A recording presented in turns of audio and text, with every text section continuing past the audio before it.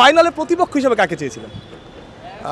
আমি একটু আগে আপনাকে হাসতে হাসতেই বলেছিলাম যে বিপিএলে যারা 7টা দল খেলেছে সবগুলো দলই আসলে স্ট্রং দল ছিল এবং চিটং স্ট্রং বলেই কিন্তু এসেছে।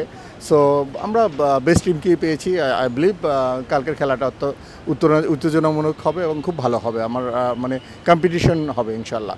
এই এত কিছুর মধ্যে আপনারা এত ক্রিকেটার নিয়ে এসেছেন, দাউদ মালান, মোহাম্মদ নবী, তারপর জিমি নিশাম আসলো। আসলে এই ম্যানেজগুলো কিভাবে করছেন? এটা তামিমের খেল। It's not my piece of cake. Tamim is doing everything. Is fantastic doing everything. I just support him in the back. এর আগেও যতবারই আপনারা খেলেছেন ততবারই বড় বড় তারকা আপনার দলে খেলেছেন, ইফতেখার থেকে শুরু করে অনেক বড় তারকা খেলেছেন আসলে। কিন্তু এবার যেটা হচ্ছে, গতকাল 2-1 দিন আগে একটা ইন্টারভিউতে বলেছিলেন যে প্লেয়াররা টাকা যাচ্ছে, এটা আসলে কতটা ডিসঅ্যাপয়েন্টিং খেলার আগে অ্যাডভান্স? এটা খুব খারাপ লেগেছে। একজনই চেয়েছিল, তাকে আমরা আনি নাই ফাইনালে, কিন্তু একজনই চেয়েছিল, বাট অন্য কোনো প্লেয়ার কোনো দিন চায়নি এবং this is the first time সে চেয়েছে এবং আমার খুব খারাপ লেগেছে। এটা দেশের ভাবমূর্তি নষ্ট হচ্ছিল।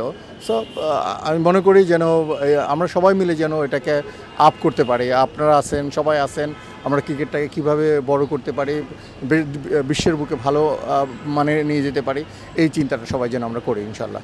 সেদিন ডিসি প্রেসিডেন্ট ফারুক আহমেদ বলছিলেন যে একটা টিম শুধুমাত্র ফ্র্যাঞ্চাইজি ফি দিয়েছে, সেটা হচ্ছে Fortune Barishal.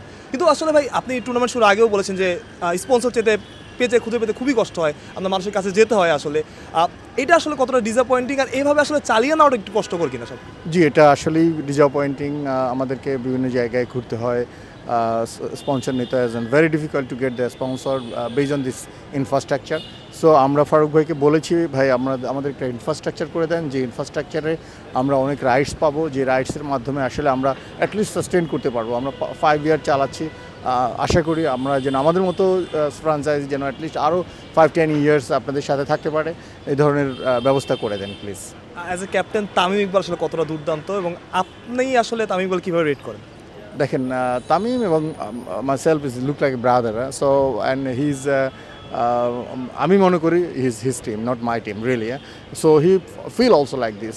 So that the reason the team always they perform well. Even আমরা খারাপ খেললেও আমি কিন্তু কখনোই এটা ইন্টারফেয়ার করি না, কেন খারাপ খেললো, no, I say hope for the best. Next game will be much better. হ্যাঁ, এর আগেও ফরচুন বরিশালের প্রচুর বড় ফ্যান বেজ, এবারও প্রচুর বড় ফ্যান বেজ, এবং আমরা মজা করে বলছিলাম শুক্রবার ফরচুন বরিশালে কোনো খেলা দেওয়া হয় না এসব কারণে।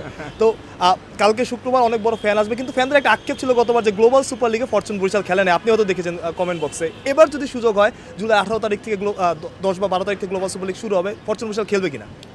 এটা আগে তো জিততে হবে ভাইয়া।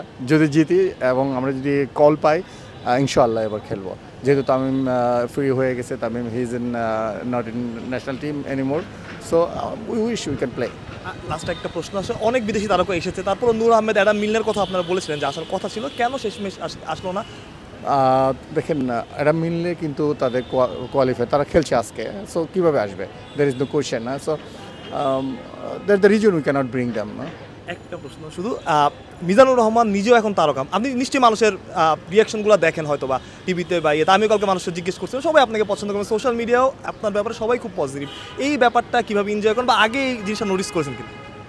দেখেন, এটা নোটিস করার মতো কিছুই না। আমি পপুলার হয়েও কোনো লাভ নেই, কেন আমি কোনো রাজনীতি করি না, আর পপুলার না হয়েও কোনো, আমি আমার মতো, আমি একজন ক্রীড়া সংগঠক, আমি এই ক্রীড়া সংগঠক হিসেবে থাকতে চাই।